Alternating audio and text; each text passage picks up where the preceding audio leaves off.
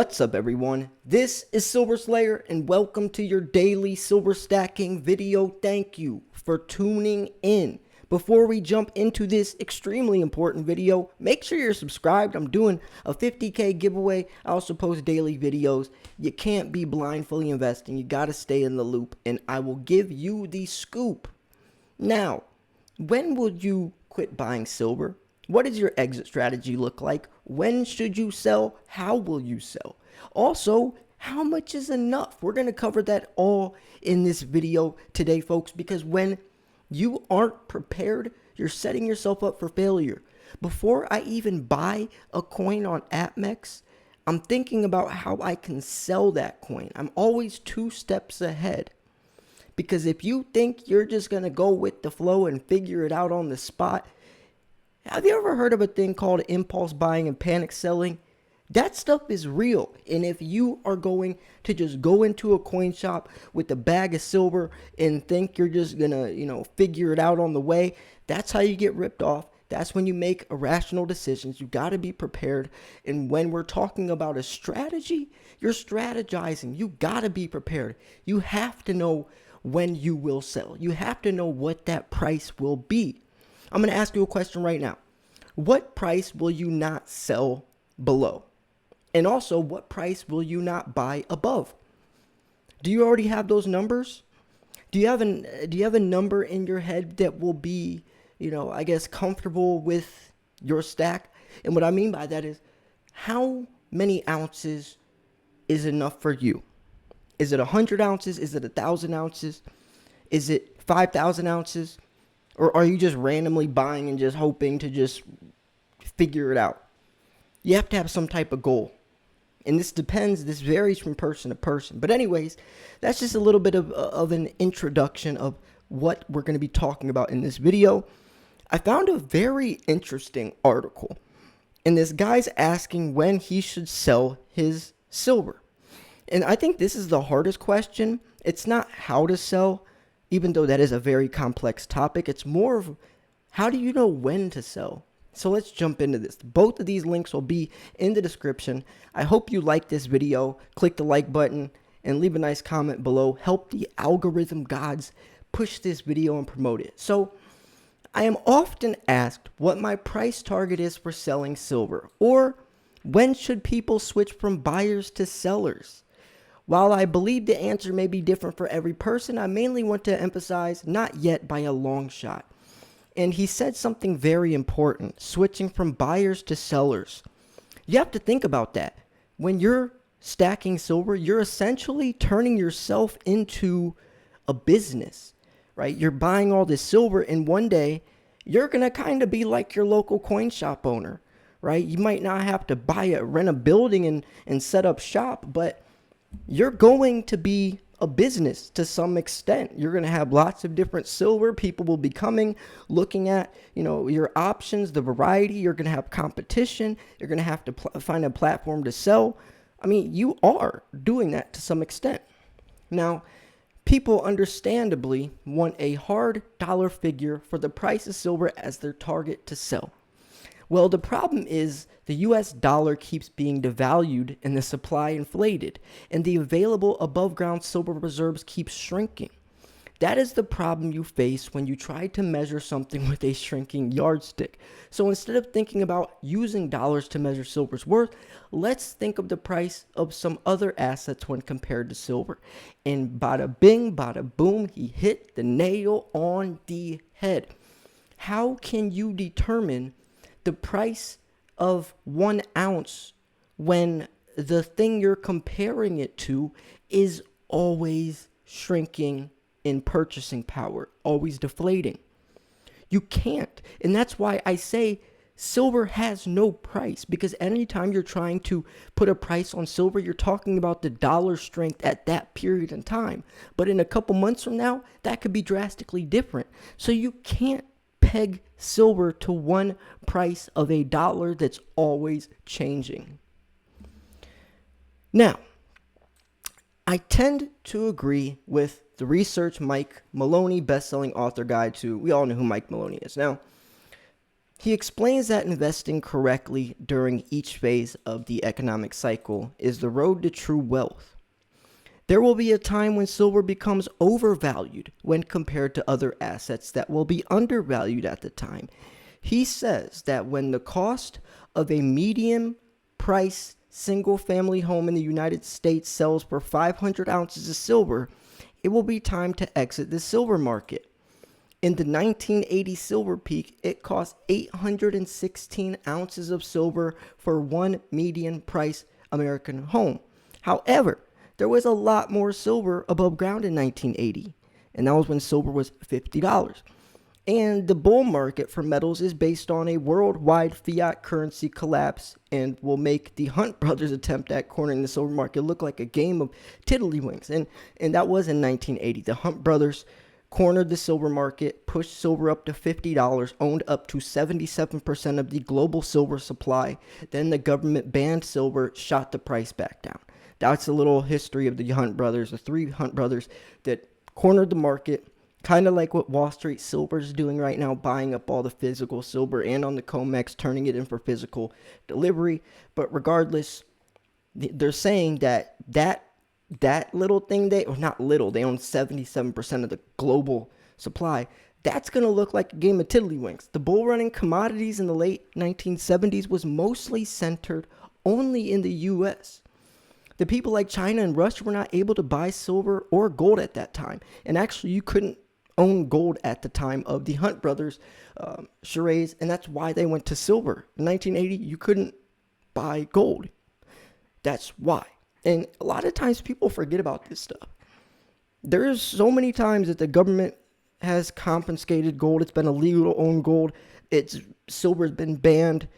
I mean, just because we're stacking right now and we're desensitized to the markets and the laws right now, when we're talking about precious metals, there's been a lot of crazy instances. Imagine getting the newspaper one day and seeing an order from the president saying, you must turn in all your gold right now or you will get sent to prison for 10 years or a $10,000 fine or both. Imagine getting that in the newspaper and then, one morning waking up as a silver stacker or whatever and seeing that. What would you do? Right? Risk your life? Now, the current bull run on precious metals is a worldwide phenomenon, and the government of China is heavily encouraging its citizens to buy physical silver. There will come a time when silver is overvalued, but it will not be time to sell your silver for dollars to hold. You should trade it for undervalued cash flow producing real estate or equities. And that's a good point, actually, because we always talk about why would we be trading fake money into real money? But what if we traded fake money into real money, and then instead of trading the real money back into fake money, trade the real money into something else that's undervalued, like real estate or equities, to really get a leverage on things? The average single family home is around $220,000. So that means it would take the price of silver today, $440 an ounce. Obviously, it has a long way up, but with shrinking supply, it only takes around 200 ounces of silver to purchase an average U.S. home. So I think that's a good way. I like how they actually put numbers in there. They didn't just theorize, oh, well, you should, this is when to sell. They were saying, you know what? This is the number, 440 ounces, that's time. I like how or $440 an ounce, that's time. I like how they had literal numbers in place instead of kind of just making some very dull, very universal, general type of article. I hate that. Now, this is the best ways to sell silver. And we're going to talk about this from a lot of different perspectives because selling is a huge, huge topic. There's so many ways to buy, and you can't really go wrong buying, but you can go wrong selling. You can make mistakes selling.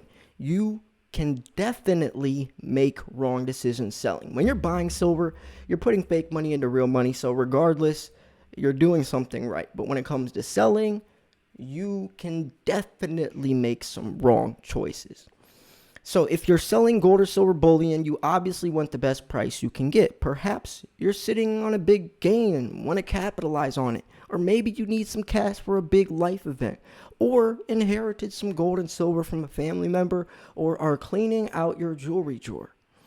Whatever the case may be, this guide is going to help make the selling process smooth and profitable as possible. And that's why I like reading these types of articles, and then I can throw in my 2 cents, because imagine you're a new silver stacker, or you're just someone that doesn't really watch YouTube or my channel, because I cover this stuff the most in my opinion. I really break down this stuff to a level that I don't really see anywhere else on YouTube. I'm not saying people don't do it. I'm just saying I personally don't see anyone breaking this stuff down, dissecting it to the degree that I do, explaining every little nook and cranny thing you have to know. But regardless, I love every silver YouTuber. I'm just saying that on a real scale, on an honest scale, I really do think that people should be watching my channel, because I definitely can offer some stuff that can help. And I'm not saying that to try to be I'm being real. So right now, we're going to read some of these things. I'm going to talk about my advice when it comes to selling, because whether you're selling constitutional silver, junk silver, whether you're selling generic silver, whether you're selling pandas, all of these different types of silver can't be sold at the same place. Just like you don't buy all your silver at the same place. There is no Walmart for silver buying or silver stacking.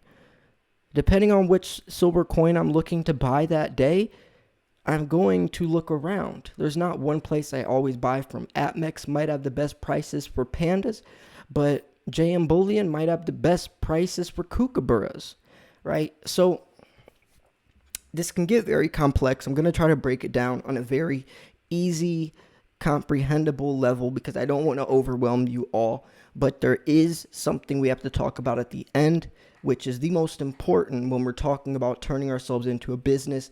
And this is probably the most valuable piece of information I can give any silver stacker, hands down.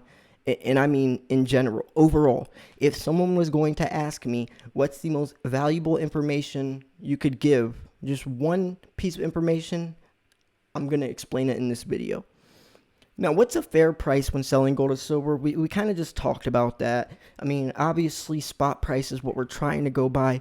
But when we're talking about spot price versus physical silver, it's detached. You can try to go on JM Bullion. Spot price is $24.83, but you're going to be paying around $29, $30, $31 for a generic round. So obviously, spot price and the physical price of silver is not the same anymore. And that's just something that you have to accept and adapt to. So here we go. Selling gold and silver coins. So gold and silver coins generally hold their value well for resale, because sovereign government coins or government-backed guaranteed purity and content, they usually fetch the highest resale price. You'll usually get a higher resale value from coins than from rounds or bars. Now, the difference between a coin, and someone was actually asking me this the other day, and they were pretty confused on this. They said, why do you call some coins rounds and some coins coins? What makes a coin a coin? Well, a coin is government backed. And when I said that to him, he said, what does that mean? Well, an American Eagle is actually legal tender. It's $1. I could actually go to the store and trade in an American Eagle worth $1, even though it's worth 20-something dollars. But it's legal tender. The government has deemed that actual money. Canadian Maple Leaf, it's $5 Canadian. A round, like, let's say, this generic round, where's it at?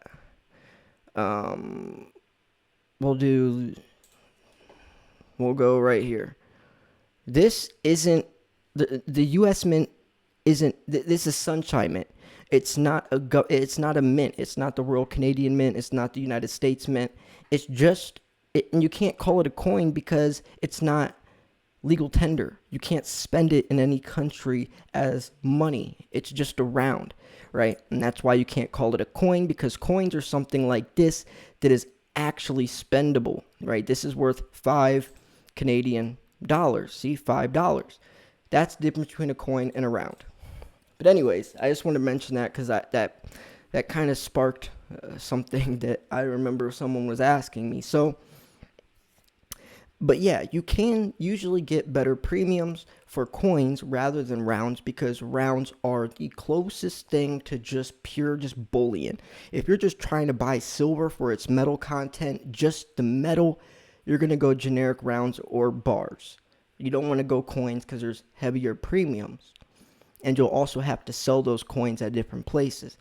Now they're talking about selling bars, right? Usually bars, you're going to sell to a place like your local coin shop. Coins you're going to sell online, and that's going to kind of go into that very important piece of information that I'm about to share in a second. Then silver jewelry, scrap metal. I'm not going to really go into all that. So here we go. Let's get into this. Let's say you have a whole bunch of generic silver. Here, I can even show this. So try to bring a picture into play. Let's say you have 100 ounces of these Sunshine Mint rounds. 100 ounces of them. And let's say you have 100 ounces of kookaburras. Let's say you have 100 ounces of rounds, 100 ounces of kookaburras, and then you have a whole bunch of generic silver, junk silver as well. So you can't sell all of this silver in one place. You can't just go to your local coin shop, dump all those kookaburras on the table, and dump your entire stack as one whole purchase, or one whole, way to sell, because you will lose money. You will not break even. When I went to the local coin shop the one day, I brought in a 2021 Panda, and I asked him how much he would pay for this, and I was comparing it to an American Eagle, and he said the same price. I said, wait, but I paid so much more money for this Panda than... See, if I was going to... See, I could buy this coin right now for $37. If I went to my local coin shop, he would offer me $25 or $26. $25, $26, when I would be paying $37. That's like a $12 difference. That's why you don't sell to your local coin shop. Because if you buy a coin for $37 and then have to sell it at $25 or $26, do you see how much money you would lose? And then think about multiple coins. You would never break even. You would probably lose more than 3/4 of your money back. That's why you don't sell to a local coin shop. You only sell generics to a local coin shop. And right now, with the amount of with the gap of premiums, I wouldn't even sell generics. Local coin shops are in a very interesting situation right now because they do go by spot price, but the rest of the silver market isn't going by spot price anymore since silver is scarce, but local coin shops still do. So I recommend not selling it all from local coin shops, but you can buy from there, because remember that same Panda that's $37, you could buy it from APMEX or JM Bullion. You could probably buy that coin for $26, $27 at your local coin shop instead of paying $37. The only thing is local coin shops usually don't have brilliant, uncirculated, never touched by human hand coins, because they usually just get what people sell. They don't buy coins online themselves. So it's going to be pretty rare to come across a coin like this at your local coin shop, but if you did, it would be a steal. So what's the point you're trying to get to, Silver Slayer? Well, this is the important part. Remember when I said you're going to have to sell online for at least, if you're buying coins like this, pandas, kookaburras, even American Eagles nowadays, you're going to have to sell on eBay. And this is the important part, ladies and gentlemen. I recommend right now, if you haven't already done this, right now, go to your computer. If you don't already have an eBay account, make one. Title it whatever you want, something silver or something silver stacker or silver, whatever your name wants to be, your company. Name it, and then once a month or once every couple of months, sell an ounce of silver on there. Just something that's not going to hurt your stack. And I say that for this reason. Liquidity is everything. When you're ready to sell, and you're going to have to sell online if you like coins like this, you're going to need to easily and quickly sell your silver. Do you think if you just when you're ready to sell, if you just make an eBay account in one day, dump all your silver on there, and expect people to think you're legit? No. Would you buy from someone on eBay that has no seller ratings and just made their account? No, you would think all their silver is fake. So if you make an account right now, sell 1 ounce every couple of months, in 5-10 years, you will have hundreds, if not thousands, of seller ratings. You will have a lot of experience. You also, which is probably the most important part, will have time to list all your silver. Imagine having 1,000 ounces, 5,000 ounces, and listing all of those coins on eBay. 4 to 5 pictures per listing. So let's say you have 1,000 ounces, do 1,000 times 4. That's 4,000 pictures you got to take from your phone, upload through your email, drag it onto eBay. That's also 1,000 listings. You have to type in the description, label it's silver, how much it is, what's the diameter. Then you have to respond to all the people on there, the PayPal fees, the eBay fees, and all that. And then there's competition. That would drive yourself crazy. I'll never forget a couple years ago, someone emailed me and said, Silver Slayer, I was trying to sell some of my silver on eBay, and it was a nightmare. It was a full-time job trying to list all that silver and to keep up with it. So you don't want to do it all at once. What I recommend is make an eBay page right now. Sell 1 ounce every, even if you're not going to be selling for 10 years, just sell 1 ounce every 3-4 months. Something that will never hurt you, just to build that reputation. The reputation, build the seller ratings. So when it is time to sell your silver, you will already have a business under your feet. And you can quickly sell. Because think about the person that's not going to do that. Think about the person that didn't just hear this piece of advice. What are they going to do? You have to sell these types of coins online. And how are they going to do that? Especially when they have a lot of silver. That's why the piece of information, the advice I just gave you, is the most important piece of information any silver stacker needs to know. Because at the end of the day, exiting is the most important part. That's the whole point, right? Financial freedom, profiting, investing.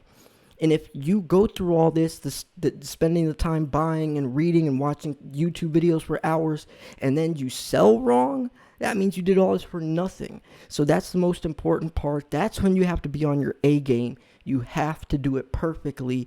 And if you use the piece of information I just gave you, the chance of success is a lot higher, probably 10 times higher than someone who has no idea about how they're going to sell, aren't preparing, aren't planning, aren't thinking about it.